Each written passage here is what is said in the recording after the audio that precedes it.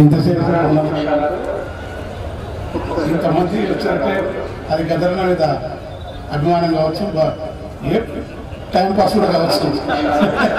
ఎందుకంటే ఎవరు మళ్ళీ వచ్చినాం నేనేమంటే కానీ టైం పాస్ అనుకోవట్లేదు. చదివే వాళ్ళు కనుక వీళ్ళు కొంచెం కూర్చున్నారు కనుక వేదిక పనుల పెద్దలందరూ అవసరం. గదరన్న గొప్ప మనిషి, గొప్ప వ్యక్తిత్వం ఉన్నాడు. ఆయన ఓ మాట చెప్తాడు, తెలుగులో చెప్తాడు పుస్తకం అని, హ్యూమన్ అని బ్రిటిష్ తత్వవేత్త. పదార్థం లేదు, దేవుడు లేడు, మనసు లేదు, ఉన్నాయని అనుభూతులు అంటాడు. అది కరెక్ట్ కాదు కానీ మన అనుభూతుల్లో గద్దరు ఉన్నాడు, అంత మాత్రం చెప్పగలం. అది తర్వాత ఏంటంటే గద్దరన్న కానీ ఇంకెవరన్నా కానీ ఆ సమాజ పరిస్థితుల్లో సమాజం తయారు చేస్తుంది. సమాజంలో ఉన్న పేదరికం, ఎక్కడ యాతన ఉంటుందో, ఎక్కడ దుఃఖం ఉంటుందో. ఒక బాబు మాట వచ్చినంటే జమైకన్ సింగర్ అంత గొప్ప వచ్చాడు, అక్కడ బాక్స్ బాధ మీద పాడి సమాజంలో పరిస్థితులు వస్తారు. ఏమన్నా కాలంలో వచ్చినట్టు వస్తారు. ఒక పరంపర ఉంది, ఇప్పుడు కాశీ చెప్పినట్టు ఆ పరంపరలో భాగంగా గద్దరన్న రావడంతో పాటు ఆయన వ్యక్తిత్వం మంచి చెప్పినాడు. మంచి వ్యక్తిత్వం అనేది ఏ బలహీనతలు అవి లేవు. బలహీనతలంతా మాత్రాన శ్రీసి లేకుంటే మాలాంటి బలహీనతలు ఉంటే ఉన్నది, బలహీనతలు ఉంటాయి. ఎందుకంటే కట్టమంచి రామలి గారు చెప్పాడు, చాలా శుద్ధంగా పవిత్రంగా పద్ధతిగా ఉంటే యోగి వెళ్తావు కానీ నీవు రాగద్వేషాలు ఈ జీవితాన్ని అనుభవించకుండా గొప్ప కవి మాత్రం కావంటాడు. కనుక బలహీనతలు ఉన్నాయా లేవనేది కవులకు ప్రశ్న కాదు, అది ఇస్తాను, అది ఊరికే అంటారు. ఎందుకంటే శ్రీ రావిశాస్త్రి గారు తిరిగేది కానీ ఆయన రచనలు మొత్తం జీవితాన్ని ప్రపంచంలో ఏ రచయిత కూడా దాంతో సమానంగానంత గొప్ప తెలుగు రచయిత రావిశాస్త్రి. కనుక బలహీనత ఉండకపోవడం, ఇట్లా సమాజంలో గుంటలు ఈ కాసం చెప్పినట్టు యుగకర్తగా చేయడం అనేది ఒక సామాజిక అవసరం. అది ఓకే, అట్లనే కానీ ఒక నాసర్ లేకుండా, ఒక కర్ణాటక లక్ష్మణ లేకుండా, ఒక సలాది భాస్కర్ రావు లేకుండా, ఒక శుద్ధానంద లేకుండా, అంతకుముందు భక్త వాగ్గేయ కైవార నారాయణదాస్ లేకుండా ఒక పరంపర నుంచి వచ్చాన్ని విప్లవోద్యమం, పోరాట ఉద్యమం చాలా అత్యంత అద్భుతంగా మార్చడంతో మేళవించడం వల్ల మాత్రమే గద్దరన్నను ఆకాశంలో పెట్టిన సత్యం అది. నమ్మినను మొక్కపోయి. ఎందుకంటే అట్లా లేకపోతే పోరాటం పాడుతూ ఉంటే ఎంత పాడితే మహాకవులు ఉంటారు, రచయితలు ఉంటారు, వాళ్ళతో పాడుతూ ఉంటారు. మామూలు కవులు ఉంటారు గ్రామాలలో, మీరు కైవారం పాడుకుంటే తత్వాలు అన్నమాచార్య తత్వాలు మామూలు కాదు. ఎవరు ఇంతవరకు తన సమకాలీన కవులు ఎవ్వరు కూడా ఆయన గురించి రాయలేదని బాధపడేది జయప్రభ వచ్చే వరకు రాళ్లపల్లి అందరూ కృష్ణారావు వచ్చే వరకు కూడా. కనుక ఒక ఉద్యమం బయట ఉన్నది. ఆ ఉద్యమంతో పాటు ప్రజాపక్షపాతం తప్ప మరి స్వార్థం లేని మహోన్నతమైన తరం ఉన్నది.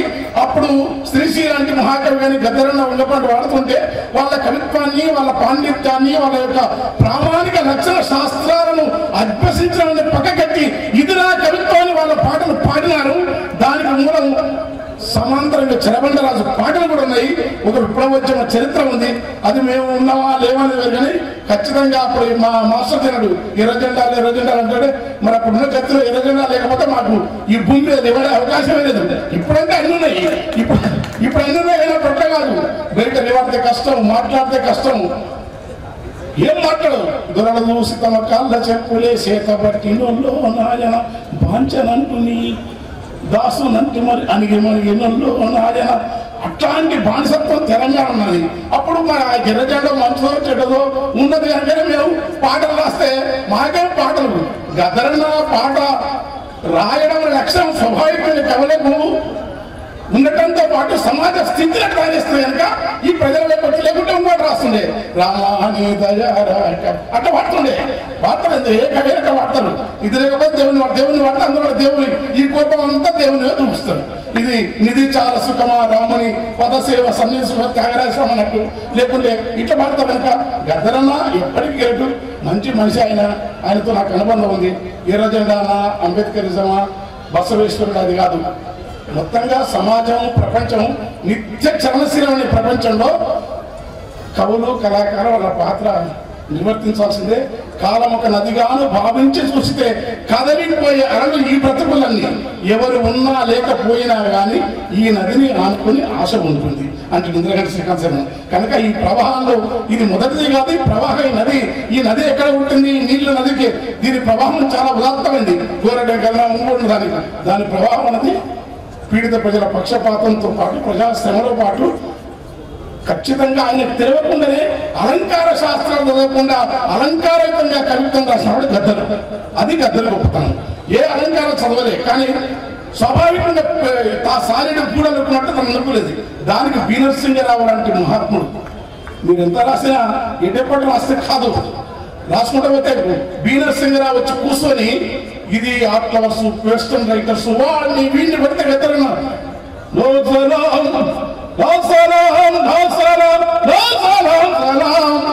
అసలు అప్పటికి క్యాసెట్ లేవు, బాబు మాల తెలియదు, బాబు పిల్ల తెలియదు, బాబు రాప్సం తెలియదు. అలాంటి వాళ్ళందరినీ బి నరసింహరావు గద్దరని పరిచయం చేసినాడు. ఈయనకి బాగా తెలివైనడు కనుక బి నరసింహరావు కమ్యూనిస్టు పార్టీలు, ప్రజానాట్య మండలి, జననాట్య మండలి వాటి కాంట్రిబ్యూషన్ గద్దరను విడదీసి చూడలేము, చూడకూడదు. Thank you.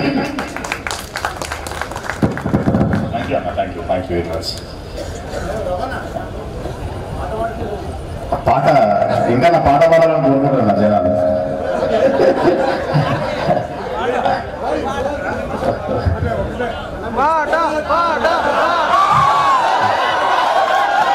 జనాలందరూ కోరుకుంటున్నారు కాబట్టి ఇంకా ఒక చిన్న పాట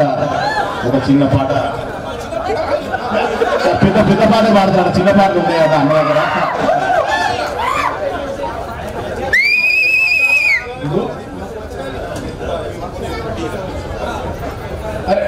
ఇప్పుడు సభ అంతా వీళ్ళందరూ మాట్లాడినాక మొదటి పాడతాను. చిన్న పని వచ్చి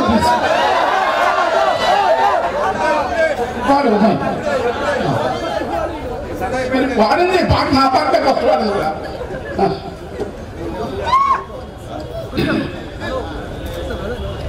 ఏమో మీకు బాగా ఈ తీట సమాజాన్ని ఎంజాయ్మెంట్ బాగా, ఎందుకంటే పాటలు అడ్డాలు ఆడతారు. ఇక దీనికి అంతే తప్ప ఎవరికి సేవ లేదు, ఏమి లేదు.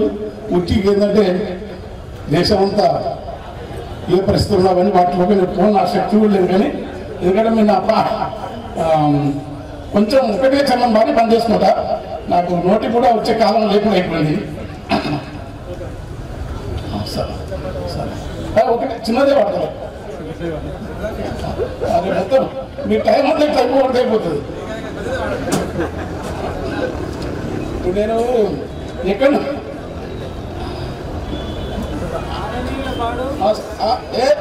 అది మారని ఏదో ఎవరో అరవన్నా దోస్తు ఏడో పట్టదు రాడంటే కావాలి.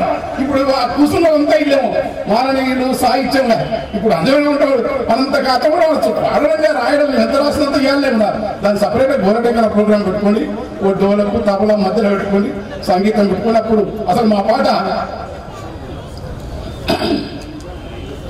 ఇప్పుడు నేను గద్దరన్న ఉపన్యాసాలు ఎప్పుడైనా ఇచ్చిన కదా, ఎందుకంటే ఆ మాట చెప్పాలి. నాకైతే మిగతానికి ఎవరికి ఉండదు, కానీ నాకు విప్లవోద్యమం యొక్క నిర్మాణంతో సంబంధం లేదు, కానీ మార్క్సిజంతో సంబంధం ఉన్నందుకు రాసిన దాంతో పాటుగా మంచిగానే పేరు వచ్చింది. అది వచ్చింది ఈ పేరు మీద మనం అందుకనే సంచారం అద్దాల అంగడి మాయా ధని సూపుకు నరుని బతుకు బొంగరమై పాయరా. నువ్వు మూసుకొని ఉన్నా అది తోసుకొని వస్తుంది, నువ్వు తాళం వేసుకున్నా అది గాలం వేస్తుందన్నా, నువ్వు కలిసి నిదురలుంటే అది కుదిపి లేపురన్నా, ఎంట్రికంత సందులి అది ఎక్కడ చొరబడుతుంది, యాడుంది దీని బలం ఎట్లొచ్చినదంటవా, నీ చేతులోని సెల్లుతోని షేకాండు ఇస్తుంది. దాని సాగు ఆడ ఉంటదో దాని సాగు కారి ఎవడో కనుక్కుందామని చూస్తే కనుక్కుందామని పోతే అది కాడు అంటగడుతుంది అద్దారంగడి మాయా. నువ్వు చెరుకు సాగు చేస్తే నీ చెంపకు ఉద్దిస్తుంది, నువ్వు నిమ్మను నీ నిమ్మ కొబ్బరిని చూసి నీ నిమ్మ కొబ్బరిని చూసి రమ్మనకనే వస్తుంది. నీ నిమ్మ నీరు సెరుపు నీరు కమ్మని కమ్మని కొట్టెర నీరు గోరంత ఫ్లేవరు విండును సీసంతా నీళ్ళే నిండును ప్రైస్ ముద్దెరగొట్టి స్ప్రైట్ చేతికిస్తది అద్దాల అంగడి మాయా. నువ్వు మామిడి తోట వెతికే నీ తోవనెతికి వస్తుంది.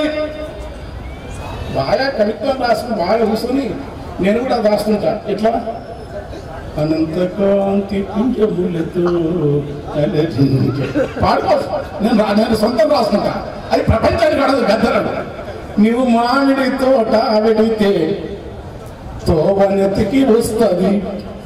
నీ మెరుపజాడ తెలిసి తన మేడ నిలిసి వస్తుంది. నీ మామిడదే ఉంటది, నీ మెరుపనదే ఉంటది. ఘాటును దక్కిస్తది, రేటును దంచేస్తుంది.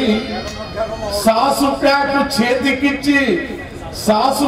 చేతికిచ్చి సప్పరించమంటది అంగడి మాయా.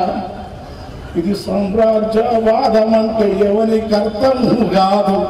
ఇది బహుళ జాతి దోపిడంటే బతుకు పట్టదురన్నా. ఇది చెప్పే పద్ధతి ఉంటది.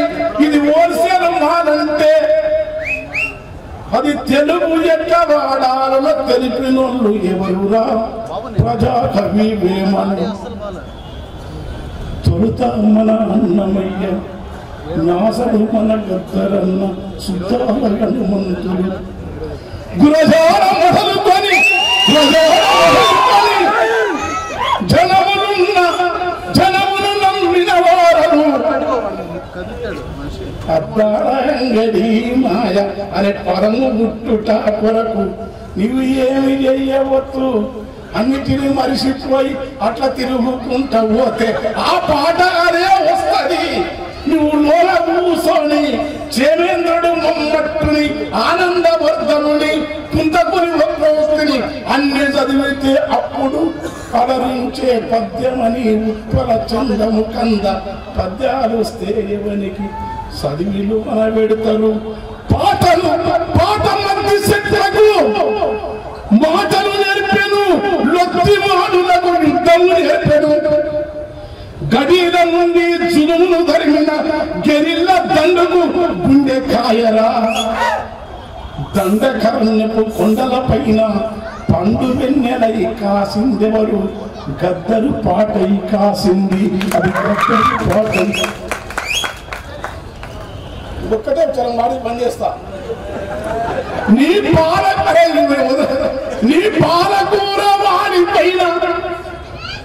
పాలకూర వాడిపోయిన వాలి కొనుకపోతుంది.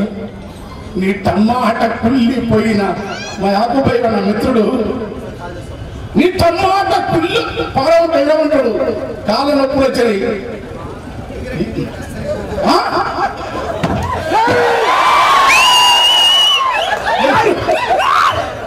ఎగురొద్దంటే డబ్బు లేకుండా వెళ్తాం.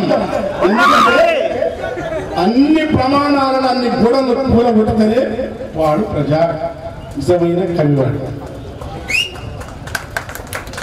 నీ టమాట కుళ్ళిపైన తన్నునైన ఉంటది. నీ మక్కిన మైదా పిండిని సిక్కగా రుప్పేస్తుంది. కోటింగు నీ పుదీన ముదిరిపైన వచ్చి పోసుకెళ్తుంది. అన్నిటినీ కలిపి బాగా అదే రుబ్బుతుంటది. కోటింగు మసాలాతో కొంగు విసురుతుంటది. మ్యాగి సుట్టల చేసి లొట్టలనే ఇస్తుంది. మ్యాగి సుట్టల చేసి లొట్టలనే ఇస్తుంది. అంతవరకు ఉండదు. ఉడుకు దగ్గక ముందే ఊదుక తిరనంటది అద్దాల అంగడి మాయా. చాలా పెద్ద పాట అది.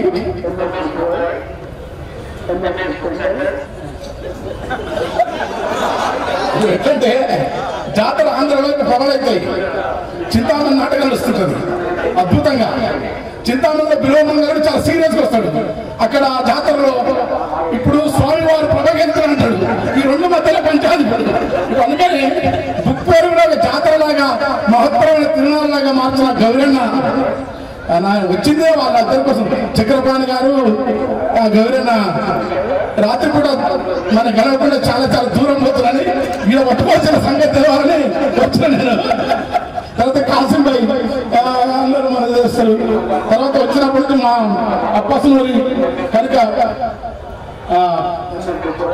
ఒక్కటి అంటే వాకిలు పని మనిషిని వచ్చినప్పుడు చూసుకొని ఛాయ చేతికెచ్చి మంచి ముచ్చట్లు పెట్టేది. ఇప్పుడు అంటుదో పని మనిషిని ఇంట్లోకి రానిస్తలేదు. వాకిలు సెటామని వచ్చిన మాట్లాడదేంది, వాకిలి నడువానికే వ్యాక్యూమ్ చీనలు వచ్చే అంటుదో మనీకే బసిగిన్నెలదో మనీకే దిశవాసన వచ్చింది. అన్నిట్లో వచ్చి గుంజి గుంజి గుంజి అమెరికా పోతున్నాయి పైసలు. వీళ్ళేమో బడ్జెట్ ఇట్లా ఆ బడ్జెట్ ఇట్లా అరే దోసపట్టే ఒక దేశం కేంద్ర ప్రభుత్వం కానీ రాష్ట్ర ప్రభుత్వం కానీ బహుళజాత కంపెనీలతో ప్రపంచాన్ని శాసిస్తున్న సామ్రాజ్యంలో దోపిడీ. ఒక్కడ మాటలు అందరూ అమర్తశైలే కానీ కూడా కనుక మిగిలింది మనకు మిగిలింది కవులు మాట్లాడితే కట్టకట్టాలి. కట్టు కావర పట్టుకుపోతాం విసిరిన కసి విష కట్టు కావర విసిరిన కసి విషపోర కాటున పడి ఎటదోయక పారెను కన్నీటి ద్వారా కీడిన పల్లకిల మోసే పీడకునే కులపుదీరే పోడే మిగిలిన దీనులకు ఎవరు ఆసరా? విప్లవోద్యమమే ఆసరా. Thank you.